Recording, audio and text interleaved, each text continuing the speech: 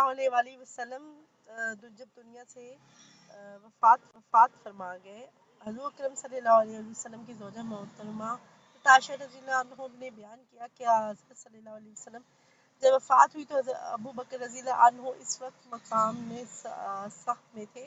اسماعیل نے کہا یعنی اوالی ایک گاؤں میں آپ کی خبر سن کر حضرت عمر رضی اللہ عنہ اٹھ کر یہ کہنے لگے، اللہ کی قسم حضور اکرم صلی اللہ علیہ وسلم کی وفات نہیں ہوئی۔ حضرت عائشہ رضی اللہ عنہ نے فرمایا، حضرت عمر رضی اللہ عنہ نے کہا کرتے تھے، اللہ کی قسم اس وقت میرے دل میں یہی خیال آتا تھا کہ میں کہتا تھا کہ اللہ تعالیٰ آپ صلی اللہ علیہ وسلم کو ضرور اس بیماری سے اچھا کر کے اٹھائے گا۔